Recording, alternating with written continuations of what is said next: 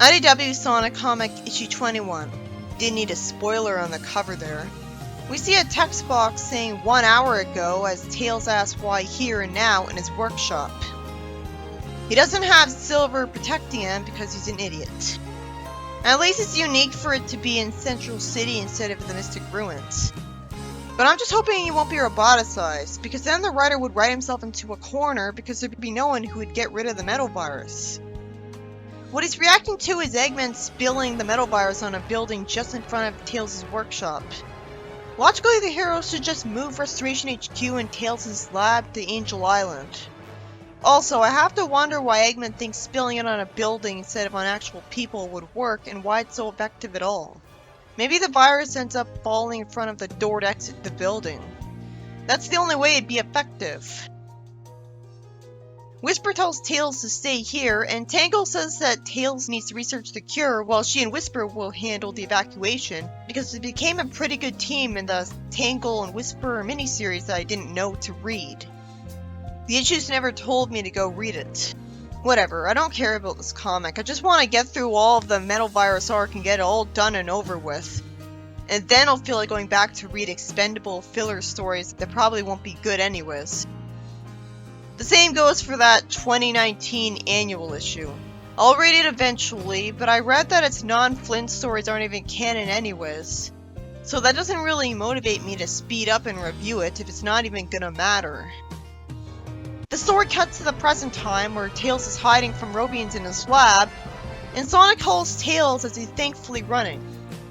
Tails says that the data from the bioscanner is coming in perfectly, but Eggman's hit his city. Sonic wants to be there soon, and Tails tells him that he needs him to keep running because the speed data might be the only key to finding a cure.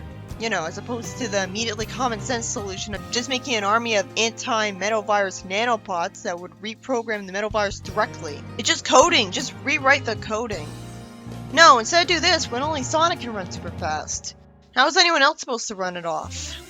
He tells Tails to stay safe, and Tails thanks him, and he says that he should be fine. Again, he better not get roboticized here, because he's a likable character, even if it's frustrating how far he is from his full potential. Why can't he be like Rick in the sense that he can invent anything? Sonic sweetly tells Tails to go be brilliant, and Tails calls Restoration HQ and offers to check in with Tangle about whether Amy should send the shuttles now. Why didn't she send them as soon as possible? She decides to tell the pilots to prep. It's smart of her to shorten the word prepare. She tells him to be careful and good luck, and Tails thanks her. I like that we see Tangle using her tails some more and trying to stay positive. She says she's been doing dangerous rescues and says that it would be cool if it wasn't horrible and awful. The writer knows that the Zombots being around is horrible and awful. Speaking of awful, what does she expect to do to prevent herself from being roboticized after hitting them directly with her tail? When even a little bit of metal virus on somebody causes them to be roboticized, when the only thing is to scratch. I won't even touch one of them. So is Tangle gonna get roboticized? I've been feeling like that wouldn't happen because she's not a game character, so she's not someone Flynn would have had a long-standing beef with, and she's one of the only iconic original things about IDW, so that'd be bad marketing. She says she's leading a few people to the docks and needs Tails to work on a cure fast. Thankfully, Tails says that he's got most of the structure figured out. It looks and acts like a real-life virus, and we see him holding something that displays a hologram showing a spider-like robot. He also sees a hologram of one of the nanobots literally breaking down because Sonic was running fast. He asks how that's possible, as I'm confused at this sudden revelation, because I assumed the metal virus was simply being flung off them because of the high-speed wind rushing past them, blowing them away. I guess this makes more sense. Maybe their materials are too fragile to not break apart from all of the G-force. But why is any of the metal virus able to survive on Sonic then? That's miraculous. They're just hidden well enough in his fur? Tails wonders how he can apply that to the others and make a good enough vaccine. Tails says that if he got a sample of the virus itself, that would help considerably. I thought he already got a sample of the virus from Sonic, and he analyzed it at the start of the arc. Just constantly moving the goalposts. He gets on top of the roof. Thankfully for him, the flying Robian birds don't go to him because he can't see them. And he makes something metallic extend to grab a sample of the virus that was conveniently right there on the road, rather than needing to get it from Cheese or Chicola. which would have had them make themselves useful. We see Zetty Castle, and a text box says it's in Lava Mountain Zone on the Lost Hex. Since when was it a castle? Cool. Its walls look like prison walls at the top. Why would they want it to look like that? And come to think of it, what's the point of having this scene? All it does is waste comic space. If they skip this scene, if they cut out this scene, we'd miss nothing because Starline already said that he wanted to recruit the Deadly Six. Zord tells Zavok that the Eggnet is in chaos and whatever Eggman's done to the world below isn't pretty. Zavok says it suits Zord just fine, and Starline walks in through a portal that's green like the ones from Rick and Morty and says that doesn't suit him, implying that he can conveniently somehow hear people talking on the other side of a portal before even creating one over there and stepping through it. So how is this portal from the warp topaz green instead of red? I guess it can be any color he feels like. He tells them that their services are needed again. I love how nervous he is when he talks to them, sweating and forcing a smile. It makes him relatable. After all, for all he knows, coming here alone would just get him kidnapped or killed if they're trying to get their help. So, yeah, even Zavok says it for me. What did the Zetty get out of this? Why would they work for Eggman? He doesn't have the conch to control them with him. Why'd he even come to them? I thought he'd go to Eggman first and ask him where the conch is. Starline says it's better to ask forgiveness than permission right now, and tells them that what they get out of this is an opportunity to command incredible power, destroy Sonic, and make amends with Eggman. I don't know why he said make amends with Eggman when he should know the Zetty don't like him. Zavok agrees, I guess because he always wanted to take over Mobius for himself and only didn't bother because he took Sonic too seriously as a threat. I say this because if it weren't for that, you'd think the Zetty would have just liked Sonic for freeing them from Eggman, common enemy. But no, they have to be evil. Zord thinks Starline made a mistake, and Zavok agrees. Why? Eggman might be able to benefit from the Zetty fighting Sonic again. He wants to get rid of Sonic.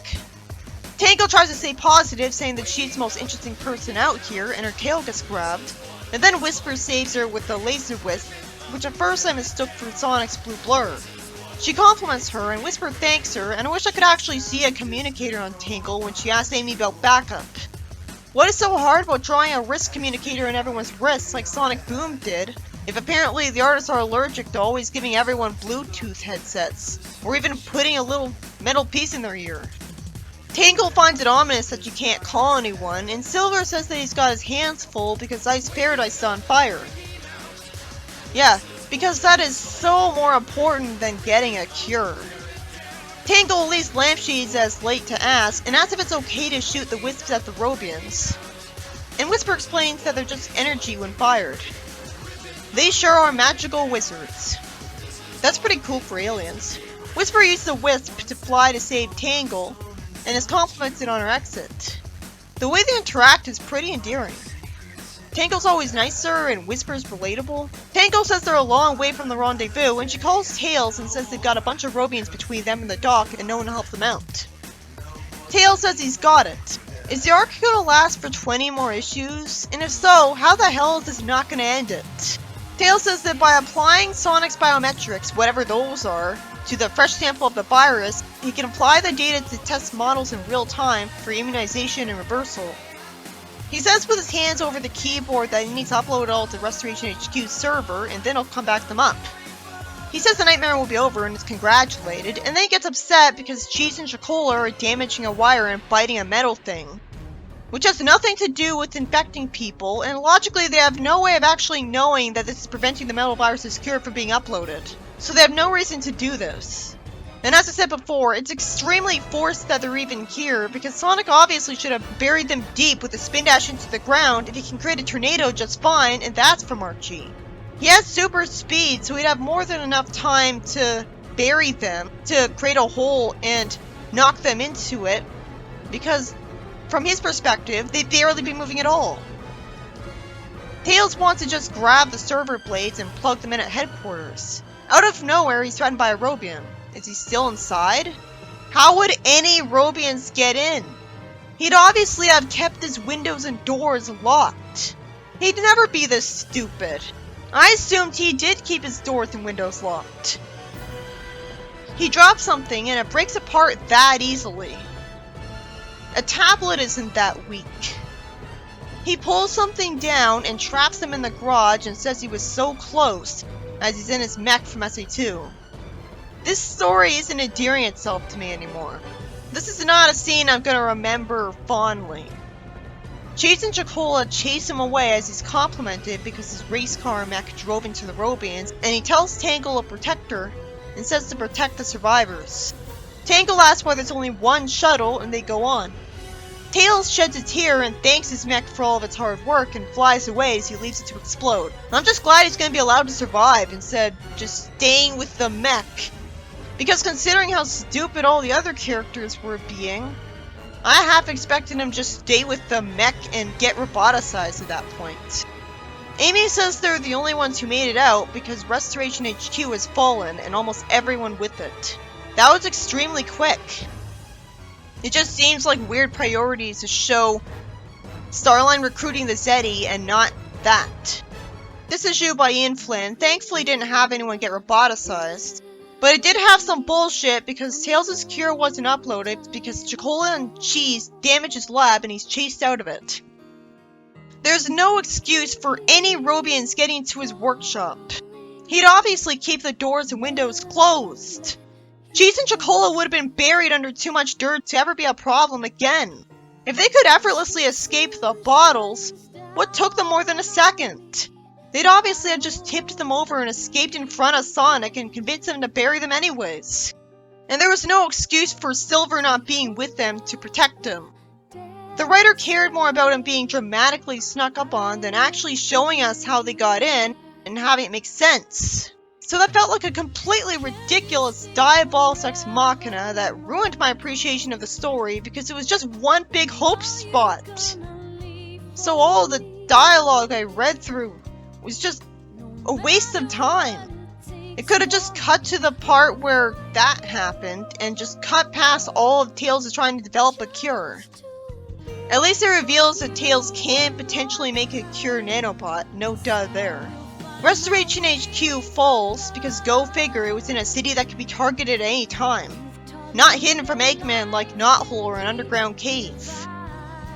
And Starline recruits the Deadly Six, with no mention of a conch anywhere, apparently. But I'm thankful at this point, because I'd rather see the Robians follow orders for somebody so they feel like Robians, not zombies. At least most of the story had the heroes saving civilians, as they should do a lot, and I loved Tangle and Whisper's interactions together. But it was too depressing.